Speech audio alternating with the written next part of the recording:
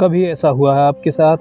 आप एक ज़रूरी डिस्कशन में हैं, आपको दिल से पता है कि आप सही हैं, पर सही शब्द, सही लॉजिक उस मोमेंट पर मिल ही नहीं रहे और आप कन्फ्यूज़ हैं कि आपको क्या बोलना है। और सामने वाला अपनी बातों के जाल में आपको ऐसा फंसा देता है कि आप बस चुप रह जाते हैं। बाद में याद आता है, अरे मुझे यह बोलना चाहिए था। क्या हो अगर आपके पास एक ऐसा सीक्रेट वेपन आ जाए, सोचने का एक ऐसा तरीका जो दुनिया के सबसे कामयाब लॉयर्स यूज़ करते हैं। वो लोग जो सिर्फ बहस नहीं करते बल्कि हर बहस को जीतना जानते हैं। सोचिए अगर आप भी किसी भी बात की जड़ तक पहुंच सकें, सामने वाले की दलील को, कमज़ोर हिस्सों को एक सेकंड में पकड़ सकें और अपनी बात इतने सॉलिड तरीके से रख सकें कि उसे कोई काट ना पाए। यह कोई जादू नहीं है, यह एक स्किल है, सोचने का एक डिसिप्लिन तरीका। और यह किताब आपको वही तरीका सिखाने वाली है। यह आपको एक वकील नहीं बल्कि एक अजय विचारक बनाएगी जो ज़िंदगी की हर बाजी को आसानी से जीत सकता है। तो welcome to the audio book world Hindi audio book channel में। चैप्टर 1 पर चलते हैं। चैप्टर 1, बड़ी तस्वीर को छोटे टुकड़ों में तोड़ना। वकील सिर्फ बहस करना नहीं जानते, वो किसी भी प्रॉब्लम को एक हर नज़रिए से देखते हैं। हम अक्सर बड़ी बड़ी समस्याओं में उलझ जाते हैं। हमारा दिमाग एक साथ 10 चीज़ों के बारे में सोचने लगता है और हम कोई फ़ैसला नहीं ले पाते। एग्ज़ाम्पल, मान लीजिए आपको एक नया फ़ोन ख़रीदना है। आप सोचते हैं अच्छा कैमरा, अच्छी बैटरी, दाम कम हो, सब चीज़ों की खिचड़ी बन जाती है हमारे दिमाग में। लेकिन एक लॉयर इसे ऐसे नहीं सोचेगा। वो इस बड़ी प्रॉब्लम को छोटे छोटे सवालों में तोड़ेगा। वो पूछेगा, इस फ़ोन का मेन यूज़ क्या होगा, फ़ोटोग्राफ़ी, गेमिंग या बिजनेस। तीसरा, कौन से फ़ीचर्स मेरे लिए सबसे ज़रूरी हैं। अब देखिए, वह बड़ी कन्फ्यूज़न एक क्लियर प्लान में बदल गई है। किम वेले कहती हैं, एक वकील की तरह सोचने का पहला कदम है किसी भी बड़ी और उलझी हुई चीज़ को छोटे छोटे संभालने लायक टुकड़ों में तोड़ देना। यह तरीका सिर्फ फ़ोन ख़रीदने के लिए नहीं बल्कि आप अपने जीवन के हर हिस्से की उलझन को सुलझाने के लिए कर सकते हैं। जब आप किसी समस्या के छोटे हिस्सों में तोड़ देते हैं तो आप भावनाओं से हटकर तथ्यों पर ध्यान दे पाते हैं। आपको साफ साफ दिखने लगता है कि असल मुद्दा क्या है और आपको किस चीज़ से प्रॉब्लम है। उसे सुलझाने का सबसे सीधा रास्ता कौन सा है। ये चीज़ें आप अपने दिमाग में आसानी से सोचने लगते हैं। चैप्टर 2, हमेशा पूछो क्यों। एक वकील की तरह सोचने का मतलब है कभी भी किसी बात को यूं ही नहीं मान लेना। हम में से ज़्यादातर लोग चीज़ों को फेस वैल्यू पर एक्सपेक्ट कर लेते हैं। कंपनी की पॉलिसी है, ठीक है, ऐसा ही होता आया है, ठीक है। लेकिन एक वकील का दिमाग हमेशा एक सवाल पूछता है, क्यों। एग्जाम्पल, सोचिए आपके ऑफिस में एक नया रूल आता है, हर घंटे का हिसाब देना होगा। ज़्यादातर लोग बस कंप्लेंट करेंगे या चुपचाप मान लेंगे, पर एक वकील जो थिंकर है वो पूछेगा कि यह रूल क्यों आया है, इससे कौन सी प्रॉब्लम सॉल्व हो रही है, क्या इसे लाने का कोई और बेहतर तरीका था, इस डाटा का इस्तेमाल कौन और कैसे करेगा। यह एक सवाल क्यों आपको सतह से हटाकर मामले की जड़ तक ले जाता है। किम वेले कहती हैं, अगर आप 5 बार क्यों पूछें तो आप किसी भी समस्या की असली वजह तक पहुंच सकते हैं। यह टेक्निक आपको सिर्फ प्रॉब्लम नहीं बल्कि उसके पीछे का इंटेंशन भी दिखाती है कि इस चीज़ की असली वजह क्या है। यह क्यों पूछना किसी को चैलेंज करना नहीं, यह क्लैरिटी हासिल करने का एक तरीका है। जब आप वजह जानते हैं तो आप या तो बेहतर सा सॉल्यूशन निकालते हैं या फिर आप उसके बारे में सही से एनालाइज कर सकते हैं, फिर उस रूल को ज़्यादा अच्छे से फॉलो कर सकते हैं। चैप्टर 3, सिक्के का दूसरा पहलू भी देखो। एक बहस जीतना सिर्फ अपनी बात रखने के बारे में नहीं है, यह सामने वाले की बात को उससे भी बेहतर तरीके से समझने के बारे में है। हम अक्सर सिर्फ अपने पॉइंट्स पर फोकस करते हैं। हम सोचते हैं मैं सही हूँ और वो गलत है। यह सोच आपको कभी जीतने नहीं देगी। एग्जाम्पल, इमेजिन कीजिए आप अपने दोस्तों के साथ एक ट्रिप प्लान कर रहे हैं। आप पहाड़ों पर जाना चाहते हैं और आपका दोस्त बीच पर जाना चाहता है। वो अपनी बहस का कोई अंत नहीं होगा, लेकिन आप एक थिंकर की तरह सोचेंगे कि मेरा दोस्त बीच पर क्यों जाना चाहता है। शायद उसे रिलैक्सिंग हॉलीडे चाहिए, शायद उसे वाटर स्पोर्ट पसंद हैं। जब आप उसकी वजह समझ जाएंगे तो आप एक ऐसा सॉल्यूशन निकाल सकते हैं जिसमें दोनों की जीत हो। जैसे एक ऐसी जगह जहां पर पहाड़ भी हों और पानी भी। एक मजबूत दलील पेश करने के लिए आपको पहले सामने वाले की दलील को समझना होगा। आपको यह जानना होगा कि वह ऐसा क्यों सोचता है, उसके पॉइंट्स में क्या ताकत है और कहाँ कमजोरी है।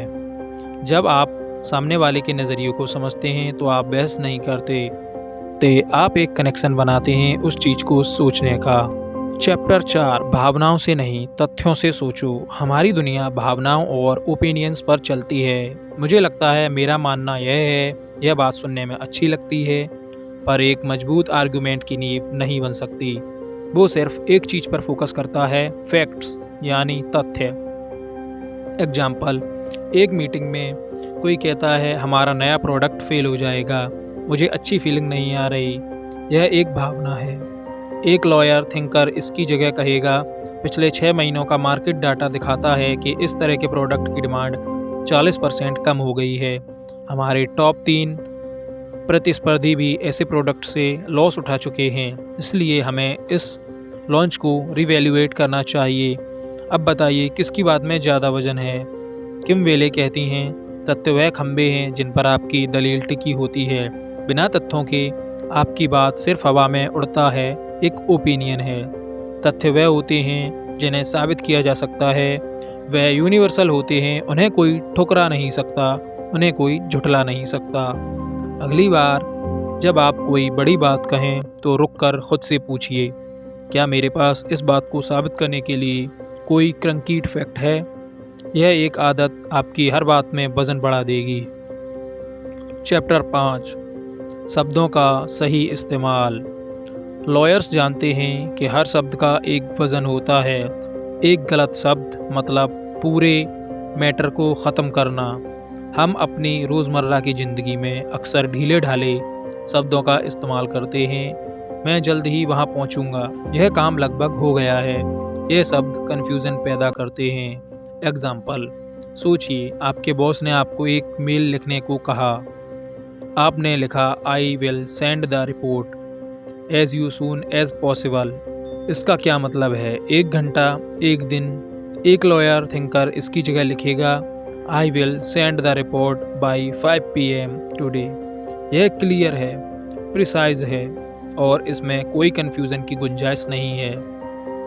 शब्द सिर्फ जानकारी नहीं देते, वो इन्फ्लुएंस करते हैं। प्रॉब्लम की जगह चैलेंज शब्द का इस्तेमाल करें, पूरे कंजर्वेशन का टोन बदल देता है। मिस्टेक की जगह लर्निंग कहना माहौल को पॉजिटिव बना देता है। अपने शब्दों को ध्यान से चुनिए। हमेशा कोशिश कीजिए कि आप क्लियर, स्पेसिफिक और अनएम्बिगुअस भाषा का प्रयोग करें। जब आपके शब्द साफ होते हैं तो आपकी सोच भी साफ होती है और सामने वाला आपकी बात को ठीक वैसे ही समझता है जैसे आप चाहते हैं। चैप्टर 6, वो नियम ढूंढो जो सब पर लागू होता है। हर सिचुएशन, हर बहस किसी न किसी नियम या प्रिंसिपल पर चलती है। यह नियम हमेशा लिखे हुए नहीं होते पर मौजूद होते हैं। एक वकील की तरह सोचने वाला इंसान सिर्फ प्रॉब्लम पर फोकस नहीं करता, वह उस नियम को ढूंढना चाहता है जो उस पूरी सिचुएशन को गवर्न कर रहा है। एग्जाम्पल, मान लीजिए एक ऑफिस में 2 कर्मचारियों की लड़ाई हो जाती है। एक कहता है इसने मेरा आइडिया चुराया, दूसरा कहता है नहीं, यह मेरा आइडिया था। मैनेजर सिर्फ उन दोनों की बात नहीं सुनेगा, वह उस अंडरलाइनिंग प्रिंसिपल को देखेगा जो फेयरनेस और क्रेडिट के बारे में है। ऑफिस की पॉलिसी कहती है इंडस्ट्री स्टैंड क्या है। जब आप उस बड़े नियम को पकड़ लेते हैं तो छोटी मोटी लड़ाइयाँ अपने आप सुलझ जाती हैं। किम वेले हमें सिखाती हैं कि किसी भी दलील को पेश करने से पहले उस रूल को पहचानिए जिस पर आप भरोसा कर रहे हैं। क्या यह फेयरनेस का नियम है? एफिशिएंसी का नियम है या ऑनेस्टी का। जब आप अपनी बात को एक यूनिवर्सल रूल या प्रिंसिपल से जोड़ देते हैं तो वह सिर्फ आपका ओपिनियन नहीं रह जाता, वह एक मजबूत तर्कसंगत दलील बन जाती है जिसे काटना बहुत मुश्किल होता है। चैप्टर 7, जो लिखा नहीं है उसे भी पढ़ो। ज़्यादातर लोग सिर्फ वो पढ़ते हैं जो लिखा होता है, लेकिन लॉयर्स को ट्रेन किया जाता है उस चीज़ को पढ़ने के लिए जो लिखी ही नहीं है। The fine print. हम हर रोज़ न जाने कितने एग्रीमेंट्स पर एग्री करते हैं। ऐप्स इंस्टॉल करते वक्त, वेबसाइट पर साइन अप करते वक्त हम मान लेते हैं कि सब ठीक ही होगा। एक वकील ऐसा कभी नहीं मानेगा। एग्जाम्पल, आप एक जिम की सदस्यता ले रहे हैं। सेल्स पर्सन आपको सब अच्छी बातें बता रहा है। No joining fees, great discount. आप खुश होकर साइन कर देते हैं, लेकिन एक लॉयर उस कॉन्ट्रैक्टर को ध्यान से पढ़ेगा और उन क्लासेस को ढूंढेगा जो छोटे अक्षरों में लिखे हैं। Membership can only be cancelled after 1 year. Prices will increase by 20% after thinks maths. जो लिखा ही नहीं गया था, जिस पर ध्यान ही नहीं दिया गया, वह अक्सर सबसे ज़्यादा मायने रखता है। यह स्किल सिर्फ कॉन्ट्रैक्ट्स के लिए नहीं, यह हर कन्वर्सेशन में काम आती है। सामने वाला क्या कह रहा है यह तो ज़रूरी है, पर वो क्या नहीं कह रहा यह ज़्यादा जानना उससे भी ज़्यादा ज़रूरी है। हमेशा गैप्स को ढूंढिए, मिसिंग इन्फॉर्मेशंस पर सवाल उठाइए और अपने दिमाग से सोचिए, क्या ये पूरी जानकारी है? क्या यहाँ पर कुछ चीज़ों को घुमा कर पेश किया गया है ताकि वो कन्फ्यूज़न पैदा कर सकें? यह थोड़ी सी एक्स्ट्रा एफर्ट आपके भविष्य में बहुत बड़े नुकसानों को बचा सकते हैं। चैप्टर 8, अगर ऐसा हुआ तो क्या होगा? एक औसत दिमाग सिर्फ अभी के बारे में सोचता है, लेकिन एक वकील का दिमाग हमेशा 4 कदम आगे की सोचता है। वो हर डिसीजन को एक शतरंज की चाल की तरह देखते हैं। वो लगातार खुद से पूछते हैं, अगर मैंने यह किया तो क्या होगा, और अगर वैसा हुआ तो क्या होगा? मेरा अगला कदम क्या होना चाहिए? क्या अगर मेरा प्लान काम नहीं करा तो क्या मैं उस सिचुएशन को हैंडल कर पाऊंगा?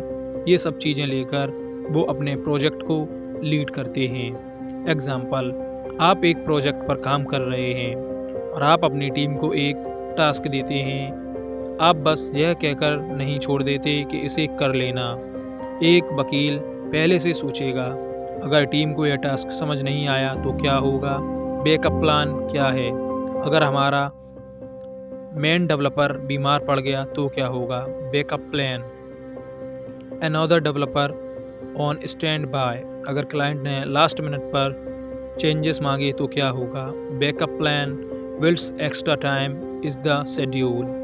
यह पहले से सोचना आपको पैनिक से बचाता है और कंट्रोल में रखता है। किम वेले इसे थिंकिंग थ्रू कॉन्केवनेस कहती हैं। यह पेसिमिज्म नहीं है, यह प्रिपरेशन है। हर पॉसिबल आउटकम के लिए खुद को तैयार करना। जब आप हर एक्शन के पॉसिबल रिएक्शन के बारे में पहले सोच लेते हैं तो आप कभी भी सरप्राइज नहीं होते। आप हमेशा तैयार रहते हैं और मुश्किल से मुश्किल सिचुएशन को भी शांत दिमाग से हैंडल कर पाते हैं। चैप्टर 9, अपनी दलील को स्ट्रक्चर दो। एक पावरफुल आर्गुमेंट सिर्फ अच्छे पॉइंट्स का कलेक्शन नहीं होता, वह एक कहानी की तरह होता है जिसकी एक शुरुआत, एक मध्य और एक अंत होता है। एक क्लियर स्ट्रक्चर। हम अपने थॉट्स को जैसे आते हैं वैसे ही बोल देते हैं। इससे हमारी बात में वजन नहीं आता और सुनने वाला कंफ्यूज हो जाता है, क्योंकि उसके पीछे के हिडन मीनिंग सिर्फ हमारे माइंड में है, वो सामने वाले को समझ नहीं आए।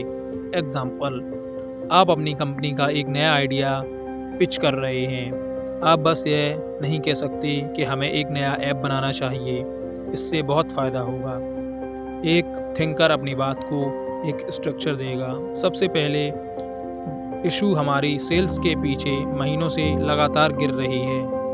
The real reason, market research कहती है हमारे 70% कस्टमर मोबाइल पर एक्टिव हैं और हमारे पास कोई ऐप नहीं है। इसके बाद वो एप्लीकेशन और यूज़र फ्रेंडली ऐप बनाकर अपनी मार्केट में उतारेगा और अपने कंज्यूमर्स के साथ कनेक्ट करेगा।